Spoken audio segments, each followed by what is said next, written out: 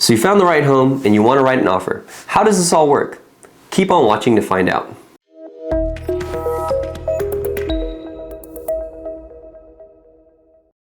So if you watched the previous 3 videos up to this point, now you're at the process of you found the right home. You found the home that you love. Let's just call it 123 Main Street, and you're ready to buy it. Now every kind of movie cliche is, you know, you have the buyers in there with their realtor and they look over at the realtor and say, we'll take the home.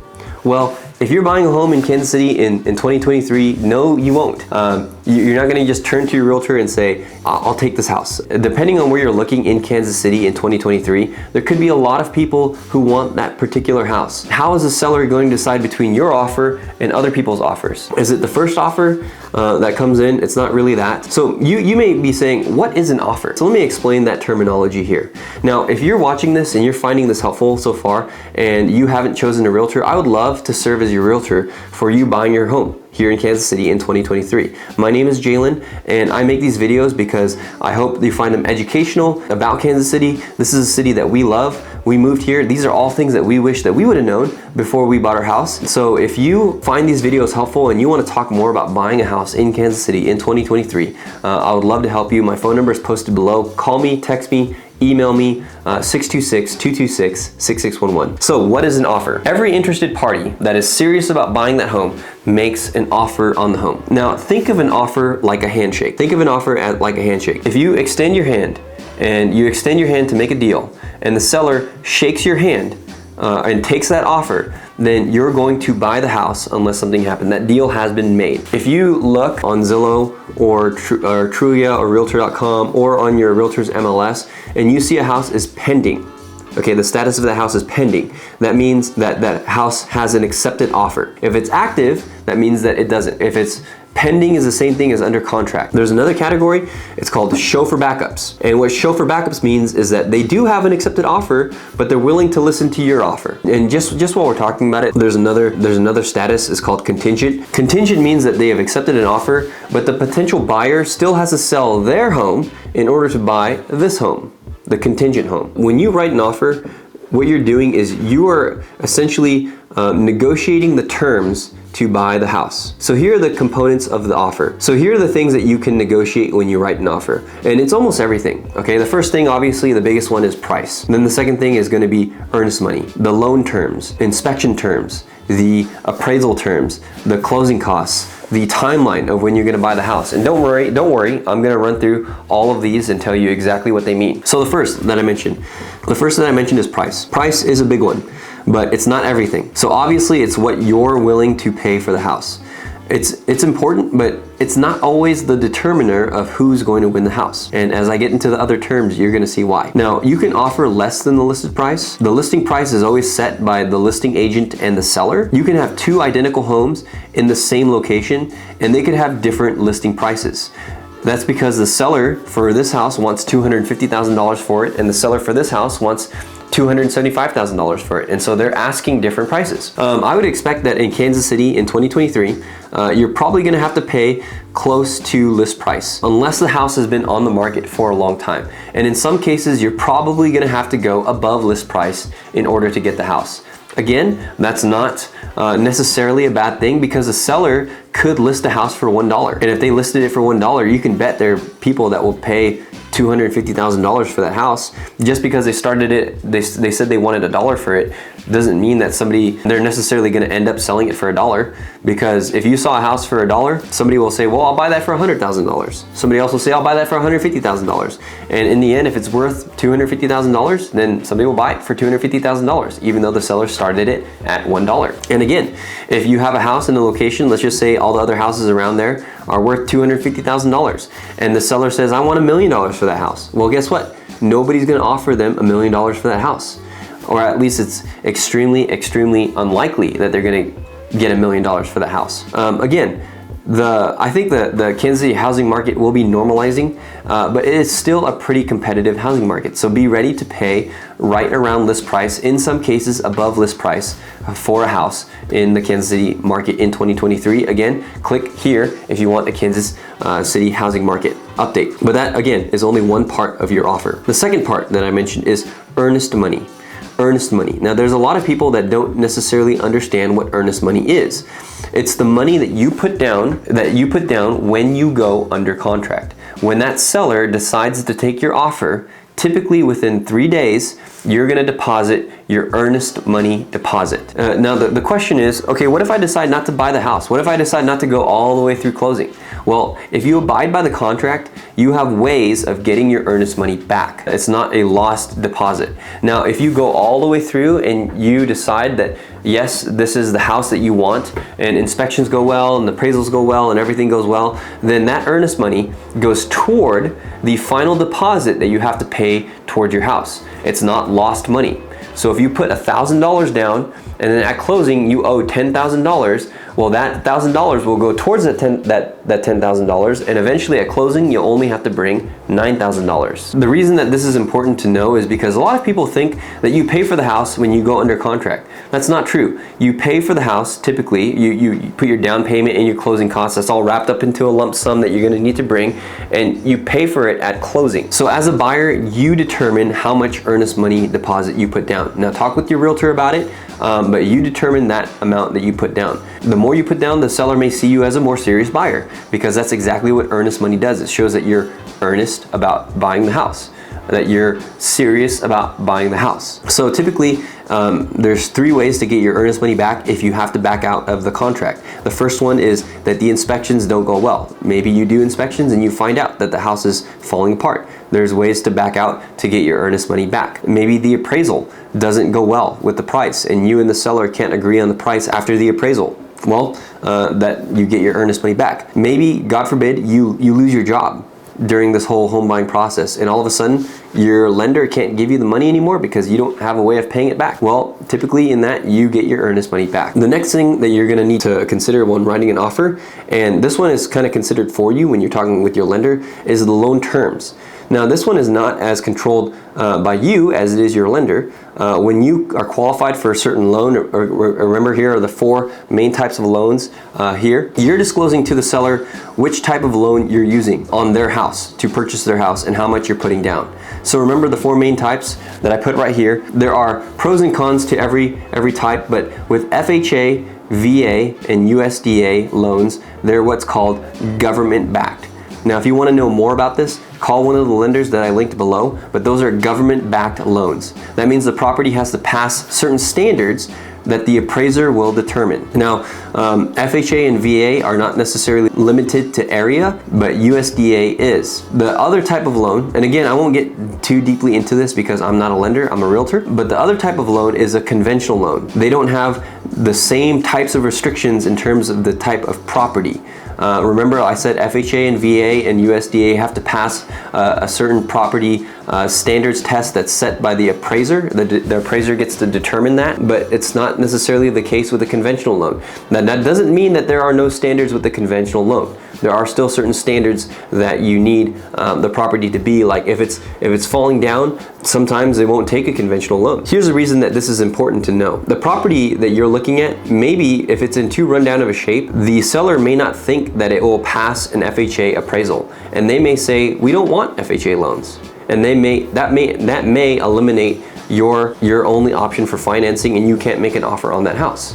Okay, or if you get into a multiple offer situation, maybe your offer is FHA and somebody comes in with a conventional offer. And remember I said that there are less strict standards for a conventional loan than it is for an FHA loan. So if I'm a seller, I might pick the loan type that has less strict standards, even if I'm getting the same price with an FHA or a conventional loan. So those are all factors in terms of making a strong offer. Down payment. It doesn't matter how much you put in terms of your down payment. That's going to be between you and your lender. What might matter to a seller is how strong of a buyer you come across as with your down payment. Now, if you're buying a house for $200,000 and you're putting half, $100,000 down, the seller might see you as a very strong buyer, as somebody who's financially sound and is able to execute on buying the house. And they may choose, even though in the end they may choose between two $200,000 offers, they may choose the one with the higher down payment, even though both offers will still get them the same $200,000 because they see you as a stronger buyer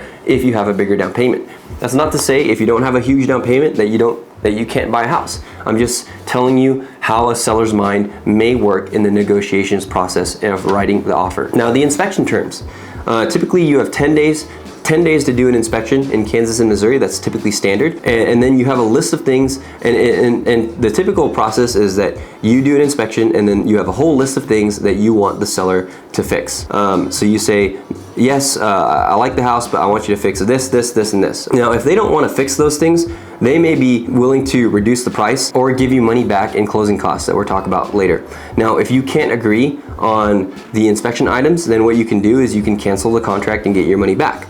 Now, in a competitive market, again, this is a video about buying a house in Kansas City in 2023, and I think it's going to be a fairly competitive market, not as competitive as the last year's. In a competitive market, you may hear of people waiving different things, saying, well, I'm going to waive inspections, I'm going to waive appraisals. Now, I think there's going to be less of that in 2023 than there was in 2022, but there are still some cases where that may have to happen, that you in order to win a house, you may have to waive certain inspection items. Now, one of the things that I always say to my clients is always do an inspection. Okay, always do an inspection. As a realtor, I want you to be happy with the house that you buy, so always do an inspection to reveal those things that you don't know about the house. The only caveat to this, the only condition that you may not want to do an inspection is if you're a home inspector yourself and you're looking at a home and you're comfortable with your skills of determining whether or not this house is passable. If you're an inspector, go ahead and skip out an inspection, or if you can bring an inspector to a showing,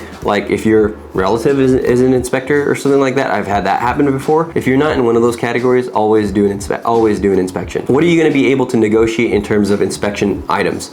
Well, one of the things that you can do is you can write in your offer that you will take the house in its present condition. That's called in its present condition. Basically taking the house the way it sits right now. That means that you're going to do the inspection, and maybe you can back out of the contract if you don't like the house, but you will not ask the seller to reduce the price. You're not going to ask the seller to give you money back. You're not going to ask the seller to fix anything. That happened all the time in previous markets, and that could happen again in this market. Another thing that you can negotiate, that you can write into your offer, is a different inspection timeline. I said before that the typical inspection timeline is 10 days. Maybe you could do the inspection in less than 10 days. And if you don't like it and you're gonna back out of the contract, the seller might find that attractive because then they can get the house back on the market to sell it if you don't want it. So that might be another way to negotiate inspection terms. So the next thing that you can negotiate are the appraisal terms. The appraisal is not an inspection. An appraiser, what an appraiser does, they give an official opinion of the value of the house. And here's why this is important. It's important because it tells the bank or it tells the lender if they are okay giving you this amount of money to buy this particular house. So that's why the appraisal is important. So imagine you bought a house in Kansas, in the KC Metro, and you stopped paying the amount back. Well, what would happen is the lender would take your home, because you're not paying on it anymore, and they would take your home back and then they would put it back on the market and they would sell it, and that's how they would recoup the money that you owe them. Now, let's just say you have a home that's worth $100,000, but you decide that you want to put an offer for $300,000 because it's the perfect house and you absolutely have to have it.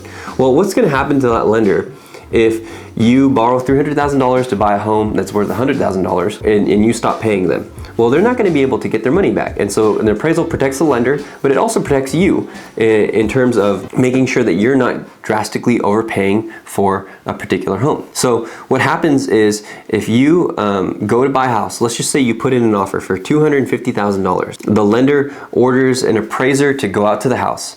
They get out there, they appraise the house, they look at the homes in the area and how much they've sold for, and they give you a price.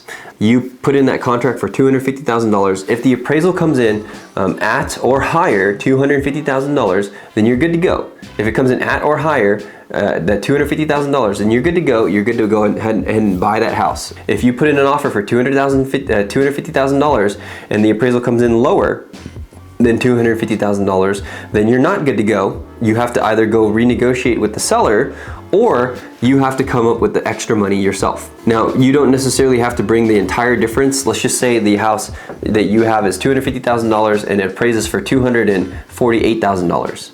and it's almost there, right? If you have an extra $2,000 that you can give to the seller to make the purchase price $250,000, that's typically what they're gonna want. They're typically gonna want you as a buyer to bring the extra money. Now, let's just say you don't have that money.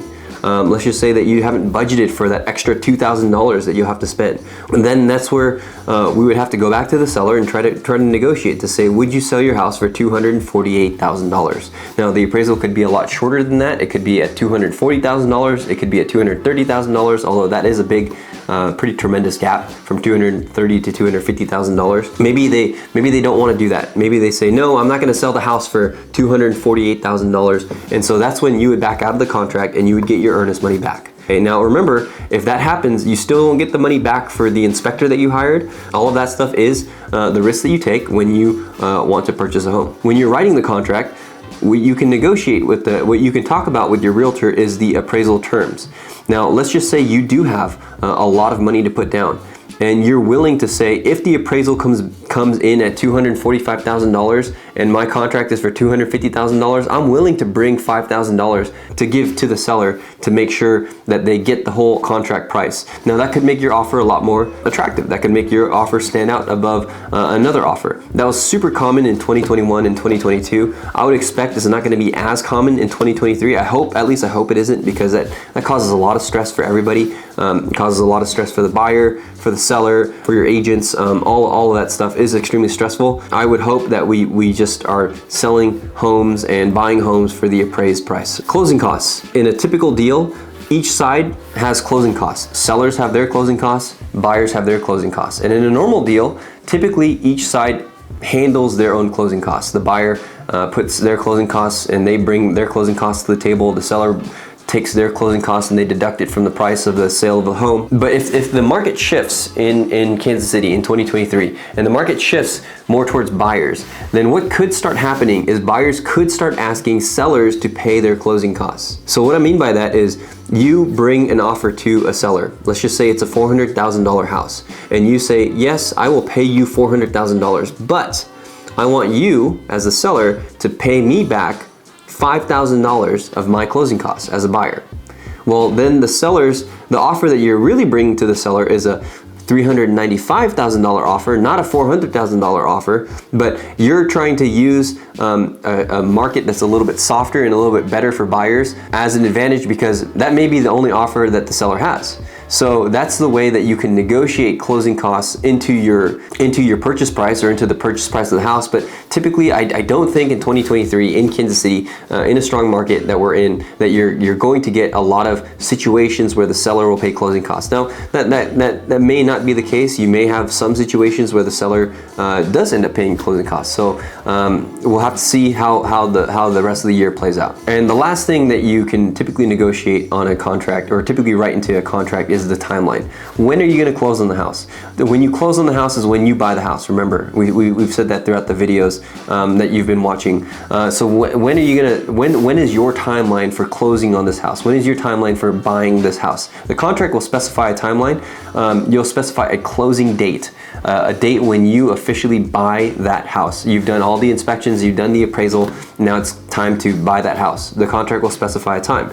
Now, the seller may want a quicker close date, and they may be willing to accept a lesser offer if you can close quickly, which is typically why, if you had cash, you can close after your inspections. You don't have to do an appraisal. You don't have to go through your lender or anything like that. So you can close in as early as 3 days, 10 days. It depends. And the seller may say, yeah, I might want to take $500,000 today rather than $550,000 in 30 days.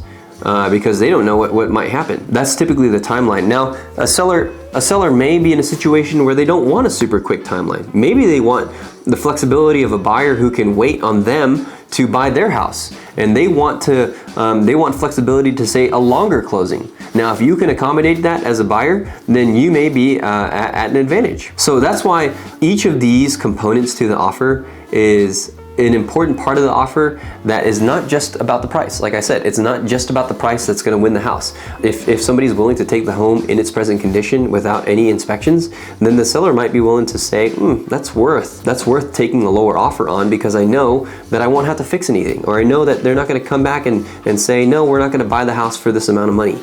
So all of those things are components of the offer that you're gonna need to think about when we reach this next part, which is negotiations and writing the hopefully winning offer. So when you find the house that you like, this is what you do. You reach out to your agent and say, we would like to make an offer, try to find out more information about this house. And your agent will reach out to the agent representing the seller.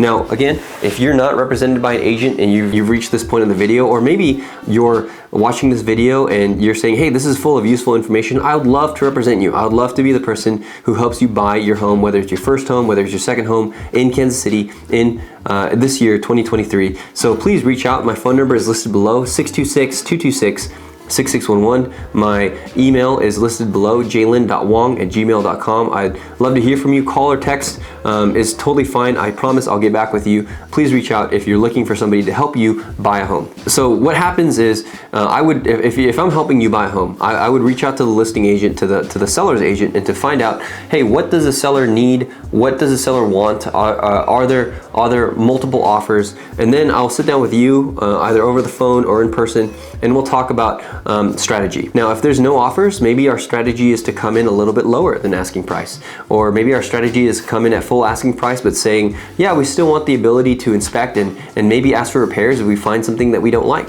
What I'll also do is I'll try to get you a list of comparable homes that have sold in that area. We'll try to determine purchase price by looking at what's sold in the last 3 months. What is sold in the last 6 months in this area, in this neighborhood, and what is a good price for this home. With all the components of the offer, we'll talk through all of them, and then we'll determine how much earnest money do you want to put down? What's your timeline? Can you close faster if the seller wants you to close faster? Can you close a little bit later if the seller wants you to close a little bit later? Are you willing to say, yes, I'm going to take the house in its present condition, or I'm going to take the house as is? All of these things we'll talk about, and then I'll send you the offer to sign. You'll electronically sign it. Now, here's an important thing. Please listen to this part very, very carefully, okay? I can't emphasize this enough. When you sign the contract, that is not an executed contract because the seller has not signed it yet. That's an offer to buy a house, but it's not a contract because the seller has not signed it. If the seller never signs it and sends it back to me, then we have no contract. You sign that offer to buy the home for $300,000 and the seller doesn't sign it back, they went with another offer, or maybe they decided they don't want to sell the house, or whatever the situation is, then there is no contract. But make sure that when you sign this offer, after we've talked about all these terms and prices, that you are making a potential offer to buy this home, and it is a serious offer. Just know the gravity of what you're doing, because it could be a legally binding contract. If the seller signs it and sends it back to me, then it is a legally binding contract for you to buy that particular home at the terms and the conditions that you agreed upon in the contract. So do not sign if you're not ready to buy the house for those terms. Don't do it. The reason why is because you might find yourself in a situation where now you have cold feet because you're like, man, I went way over budget, or I did something that I wasn't comfortable with. Okay, that's why it's taken so long to get to this point. You know, this over in a few hours of teaching now to get you to the point where you can make an educated, informed decision. Do not sign unless you're ready to buy the home for this price and these terms. Okay, you sign. It's sent over to the seller. It may be quick, it may take a long time. Now, what happens if there are multiple offers? If there are multiple offers on a particular home, what's going to happen? How are we going to navigate that situation? So there are going to be multiple offer situations in the KC Metro in 2023. There are. I'm gonna guarantee you that. It's not going to be I don't think it's going to be as extreme as in 2022, but it's still going to happen. So in 2022, you had 10 offers. They were all over the asking price. They were all waiving inspections. They were all saying, we'll waive the appraisal, what have you. I don't think it's going to be as extreme in 2023, but you still might get that in very rare cases. But I'm expecting that if you have a great house, you might have 2 to 5 offers on that house. So you'll still have some competition in there. So be ready. Now I could be wrong. It could vary by region in Kansas City, location. It could vary, for a whole bunch of reasons. Especially if you're watching this in late 2023, the housing market does slow down a lot in fall and winter. So that might not be the case. Know one thing. There's one thing to know, and then 3 questions to answer before you get into a multiple offer situation, okay? The one thing to know, 3 questions to answer. Here's the one thing that you need to know. The one thing that you need to know is that unless this is a very, very special circumstance, you'll find another house that you like. Again, let me say that. Unless this is a very, very special circumstance, you will find another house that you like. I'm serious. Here's a special circumstance. Maybe it's a house that is right next to your mom, and your mom would be your neighbor, and you really want that. Okay, that's a very special circumstance that you probably will not find again, right? Because there's only one house next to your mom. Or maybe there's one house that's built in this very particular way in this entire neighborhood. But those situations are more rare, especially if you're a first-time home buyer and you're looking at the standard price point in Kansas City. If you're in the KC-Mo area, that's about $250,000. If you're in Johnson County, that's $400,000. If you're in those price points, you will find another house that is equal or better than the one you're considering. Okay, just know that, because that helps ease the pressure of a multiple offer situation. Now, answer these 3 questions. First question is, what am I willing to do to get the house? What am I willing to do to get the house? Are you willing to go to a certain price? Are you willing to say that you're not going to ask for repairs after inspections? Are you willing to waive an appraisal? Are you willing to close faster than your original timeline? What are you willing to do to get the house? Okay, talk about it. Think about it before you get into a multiple offer situation. Number 2, it relates to question number 1. How flexible am I going to be on what I just said in number 1? So you may say, I'm willing to go up to $300,000 to get this house. I'm willing to waive inspections, or at least waive the ability to renegotiate after inspections. Okay, great. Now let's just say an offer comes in at $305,000 and you have to go to $310,000. Would you do it? And there are a lot of buyers who have told me, yeah, I will only go to this amount to buy this house. And then they find out, oh, well, I only have to go up another $5,000. Well, how flexible are you going to be on your limit? If you're gonna say $300,000 is a hard cap and I'm not gonna get over that, then stick to your guns. But if you're in the moment and you're saying, I'm not gonna go over $300,000, and you hear that it's at $305,000 and you can get it for $306,000, would you do it? That's a question that you're gonna have to answer. And then the last one is, can you make this decision rationally rather than emotionally? Look again at your monthly payment. If you did this, call your lender and say, if I went to $310,000, how much would my monthly payment go up? Is that gonna push you in a threshold in which you're gonna be financially uncomfortable? Because if it is, then it may not be worth it. It may not be worth going to that price point to get that house, because you may love the house and all these emotions are involved, but again, can you think rationally about it? So 3 questions that you wanna ask. So one thing you wanna know, again, that there will be another house that you like. 3 questions that you're gonna wanna ask. Number 1 is, what am I willing to do to get it? Number 2, how flexible am I willing to be on that? Number 3, can I make this decision rationally rather than emotionally? Let's just say you submit the perfect offer and you win it. Well, what's next? Well, congratulations, it's time to celebrate, but not fully yet. Remember, we're not home yet, or rather you're not home yet. So there's still some hurdles, some obstacles. That leads us to our last video, which is you get the contract and all the way to close, what's gonna happen? What are all these things that are gonna happen in between? So don't go on posting that you bought the house. Don't go on sharing it with your family. You can share that you're under contract, but watch this next video for what's gonna happen next.